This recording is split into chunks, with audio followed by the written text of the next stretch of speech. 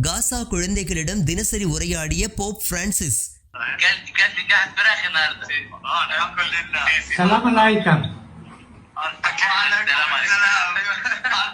Pope Francis காலமானதாக Vatican அறிவித்த நிலையில் பாலஸ்தீனம் தனது உற்ற நண்பனை இழந்துவிட்டதாக பாலஸ்தீனத்தை ஆட்சி செய்யும் பாலஸ்தீன் லிபரேஷன் ஆர்கனைசேஷன் அறிவித்துள்ளது.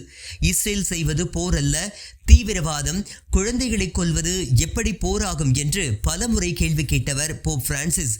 காசாவில் உள்ள தேவாலயங்களில் போர் காரணமாக அடைக்கலம் புகுந்த நூற்றுக்கணக்கான கிறிஸ்தவர்கள் மற்றும் இஸ்லாமியர்களிடம் தினமும் தொலைபேசியில் உரையாடி இருக்கின்றார் போப் பிரான்சிஸ்.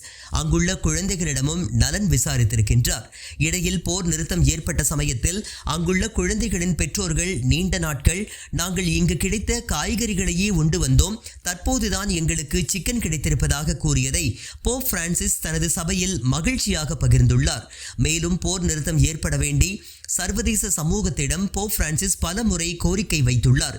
கடைசியாக வந்த ஈஸ்டர் அறிக்கையில் கூட காசா பகுதியில் இஸ்ரேல் செய்யும் கொலைகள் அழிவைத்தான் தரும், உடனே போர் நிறுத்தம் அமல்படுத்த வேண்டும், காசா மக்களுக்கு தேவையான உணவுப் பொருட்கள் அனுமதிக்கப்பட வேண்டும் என்றும் கேட்டுக்கொண்டுள்ளார்.